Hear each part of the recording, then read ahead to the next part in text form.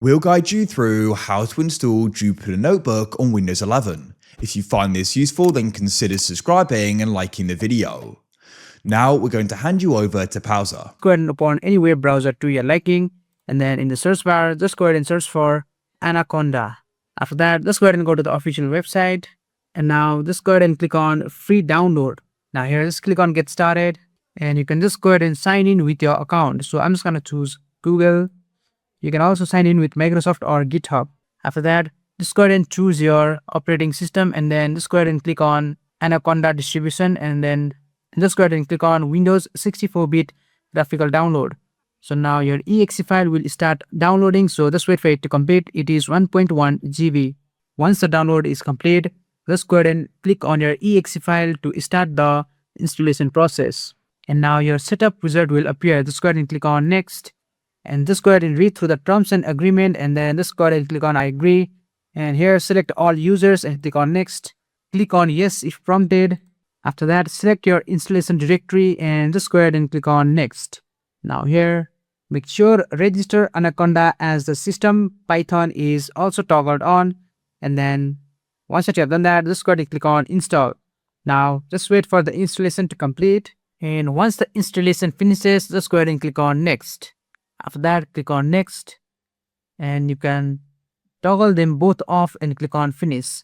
Now let's open Jupyter Notebook. Just go to your start menu, and then just go ahead and search for Anaconda, and then just go ahead and open Anaconda prompt and not Anaconda navigator. So just open Anaconda prompt. Now inside the Anaconda prompt, just go ahead and type the following command. Just type Jupyter, which is spelled as Jupyter space and notebook, and hit enter. After a few moments, Jupyter Notebook will automatically open in your default browser. So just wait for it to load. And now as you can see, it has successfully opened and now it is running. Now to create your first notebook, just go ahead and click on the new icon here.